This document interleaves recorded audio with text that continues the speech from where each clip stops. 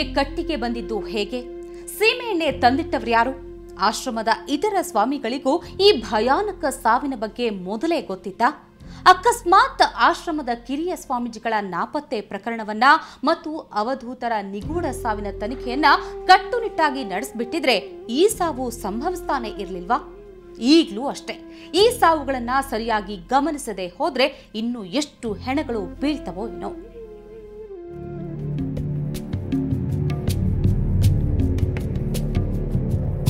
ಈ ಮೂವರು ಸ್ವಾಮೀಜಿಗಳ ಅಗ್ನಿ ಪ್ರವೇಶ ಹಲವು ಪ್ರಶ್ನೆಗಳನ್ನು ಹುಟ್ಟುಹಾಕ್ತಿದೆ. ಕಾರಣ, ಒಟ್ಟು ಪ್ರಕರಣವನ್ನು ನೋಡ್ತಾ ಇದ್ರೆ ಇದು ದಿಢೀರ್ ಅಂತ ಆದ ಬೆಳವಣಿಗೆ ಅಲ್ಲ. ಅದೊಂದು ಪ್ರೀ ಪ್ಲಾನ್ಡ್ ಆತ್ಮಹತ್ಯೆ ಅಥವಾ ಕೊಲೆ ಇರಬಹುದು ಅನ್ನೋ ಅನುಮಾನ ಖಂಡಿತ ಮೂಡುತ್ತೆ. ಇಲ್ಲಿ ಕೆಲವು ಪ್ರಶ್ನೆಗಳಿವೆ.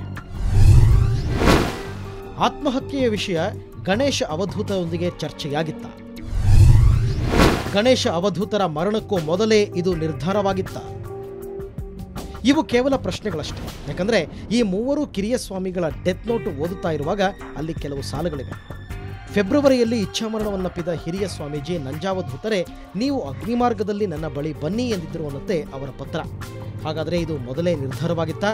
ಇವರಿಗೂ ಕೂಡ ಸ್ವಾಮೀಜಿಗಳ ಇಚ್ಛಾಮರಣದ ಸಂಗತಿ ಮೊದಲೇ ಗೊತ್ತಿತ್ತ?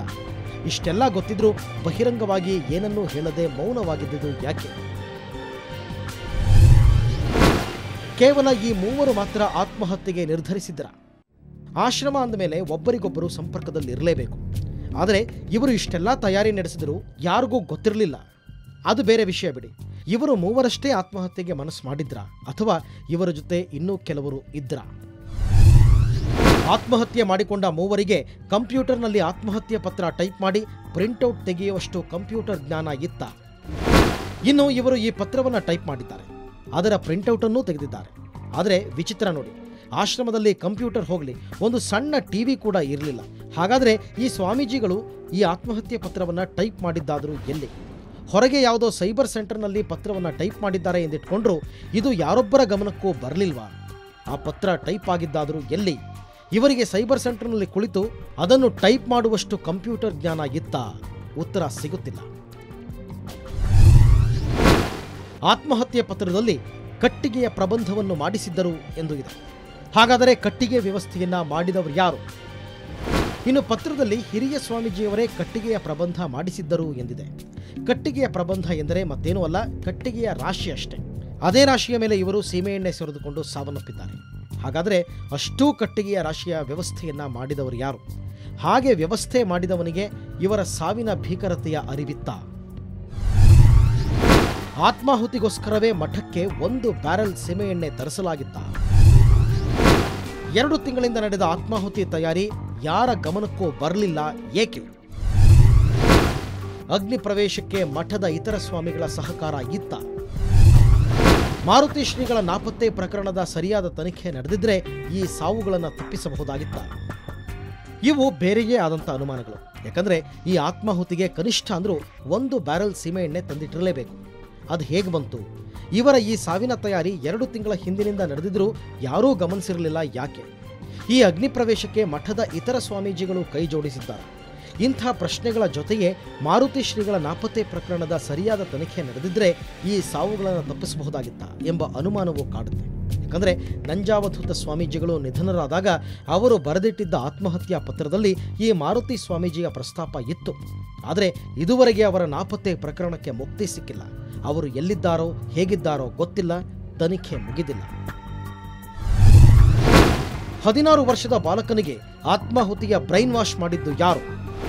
ಇನ್ನು ಈ 16 ವರ್ಷದ ಬಾಲಕ ಬದುಕಿ ಬಾಳಬಹುದಾದ ವಯಸ್ಸು, ಚಿಗರೆಯಂತೆ ಚಿಮ್ಮುವ ವಯಸ್ಸು. ಅದ್ಯಾವ ಮೋಹಕ್ಕೆ ಬಿದ್ದು ಬೆಂಕಿ ಹಚ್ಚಿಕೊಂಡನೋ ಗೊತ್ತಿಲ್ಲ. ಅಂಥ ಹುಡುಗನಿಗೆ ಈ ಆತ್ಮಾಹುತಿಯ ಬ್ರೈನ್ ವಾಶ್ ಮಾಡಿದವರು ಯಾರು? ಏನೂ ಅರಿಯದ ಬಾಲಕನನ್ನ ಬೆಂಕಿಗೆ ತಳ್ಳಿ ಕೈಲಾಸಕ್ಕೆ ಕಳಿಸುವ ಮನಸ್ಸಾದರೂ ಹೇಗೆ ಬಂತು? ಯಾರಿಗೆ ಬಂತು? ಅಲ್ಲಿ ಉತ್ತರ ಸಿಕ್ಕೋದಿಲ್ಲ.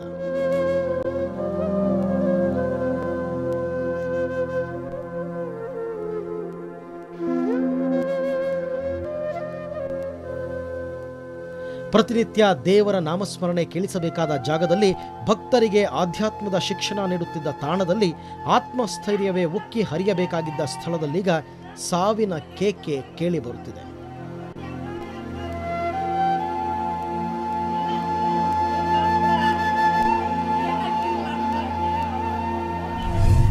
ಮುದ್ರಿತ ಪೇಪರ್ನ ಖಾಲಿ ಜಾಗದಲ್ಲಿ ಡೆತ್ ನೋಟ್ ಬರೆದಿದ್ದೇಕೆ? ಇಡೀ ಘಟನೆ ನಡೆಯುವಾಗ ಮಠದಲ್ಲಿ ಯಾರೂ ಇರಲಿಲ್ವಾ? ಇದು ನಿಜಕ್ಕೂ ಅಗ್ನಿ ಪ್ರವೇಶವೇ ಅಥವಾ ಯಾವುದಾದರೂ ಕುತಂತ್ರವಾ? ಇದು ಸ್ವ ಇಚ್ಛೆಯ ಆತ್ಮಹತ್ಯೆಯ ಅಥವಾ ಆಸ್ತಿಗಾಗಿ ನಡೆದ ಕೊಲೆನಾ? ಸ್ವಾಮೀಜಿಗಳಿಗೆ ಯಾರಾದರೂ ಕಿರುಕುಳ ಕೊಟ್ಟಿದ್ರ? ಮಠದ ಆಸ್ತಿ ವಿವಾದಕ್ಕೆ ಸ್ವಾಮೀಜಿಗಳು ಬಲಿಯಾದ್ರ? ಗಣೇಶ್ವರ ಸ್ವಾಮಿಗಳ ಸಾವಿನ ನಿಗೂಢತೆ ಇನ್ನೂ ಬಯಲಾಗಿಲ್ಲ ಯಾಕೆ? ಗಣೇಶ್ವರ ಸ್ವಾಮಿಗಳ ಸಾವು ಕೊಲೆಯೋ ಆತ್ಮಹತ್ಯೆಯೋ? ಚಿತೆಗೆ ಸೀಮೆ ಎಣ್ಣೆ ತಂದುಕೊಟ್ಟವರು ಯಾರು?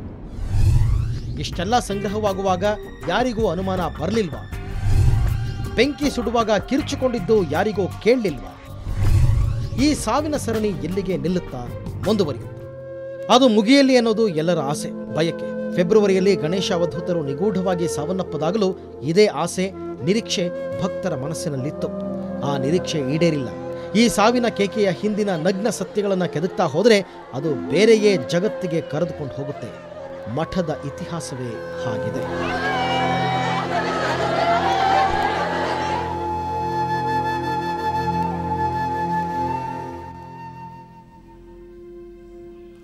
ಇಷ್ಟೆಲ್ಲ ವಿಚಿತ್ರ ಭಯಾನಕತೆಗಳಿಗೆ ಸಾಕ್ಷಿಯಾದ ಈ ಮಠದ ಕತೆ ಇನ್ನೂ ರೋಚಕವಾಗಿದೆ.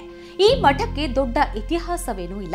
ಆದರೆ ಈಗ ನಡೀತಾ ಇರೋ ಪ್ರತಿ ಘಟನೆಯೂ ಜನತೆಯನ್ನ ಬೆಚ್ಚಿ ಬೀಳಿಸ್ತಿದೆ. ಮಠದ ಕಥೆಯನ್ನೊಮ್ಮೆ ನೋಡೋಕ್ಕೂ ಮುಂಚೆ ಸಣ್ಣದೊಂದು ಬ್ರೇಕ್.